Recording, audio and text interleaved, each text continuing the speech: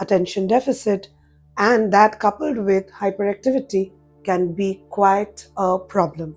Let's get to know more about it. What is ADHD? ADHD is attention deficit hyperactivity disorder.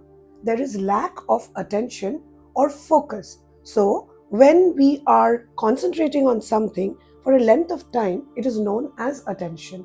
There are a lot of people, both adults and children, that find it quite difficult to hold their attention. And along with that, there is hyperactivity, which means that one is being very restless and moving all over the place, not being able to sit down and attend classes. What are the types of ADHD?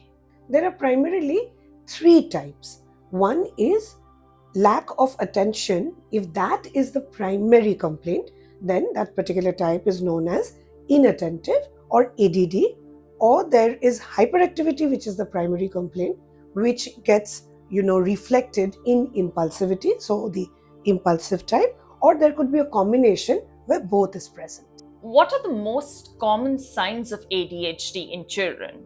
They find it difficult to sit in one place and concentrate on mental tasks that need sustained attention or attention spread over a period of time. So what happens is they land up making silly mistakes, their work is incomplete, they get up often in between doing their tasks. Other things that one will notice is that they are getting up, roaming around the corridors of school, or finding it difficult to sit down in one place and completing their task. Also, they will lose things frequently, will have trouble in waiting for turns or intrude while someone else is speaking. So it becomes very difficult to manage them with the other people in class, because one-on-one they might just operate better, but in a group, when they are not getting that one-on-one attention, they might not be able to sustain their attention or focus onto the task at hand. What are the causes of ADHD? Recent researchers have hinted towards a maturation lag model as a cause for ADHD. Let me explain this a little further.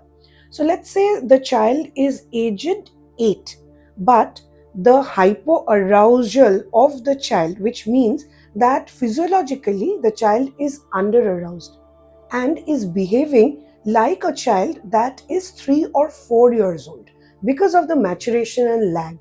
So teachers, parents, neighbors are finding them a little too over the top. Okay, so this is also obviously supplemented by the fact that genetics and neurotransmitter have a big role to play in causing ADHD. How is it that children with ADHD are able to focus on games or sports but struggle when it comes to studying? Parents will often notice that children are spending a lot of time, let's say, with the screen or while playing outdoors. So how come, there is no problem in focusing when it comes to these things? But when it comes to studies, the child is complaining, or you can actually see that the one is having problems in sustaining attention. It happens because of changing contingencies. So when there is a game or there is a computer game that is on, then the contingencies are constantly changing and they like the change because it is never dull. But with a textbook, the textbook is not leaping out and speaking to them. So it becomes a monotonous, frame that they find difficult to concentrate on. But more about management needs to be spoken of. So watch the next episode for management tips and tricks.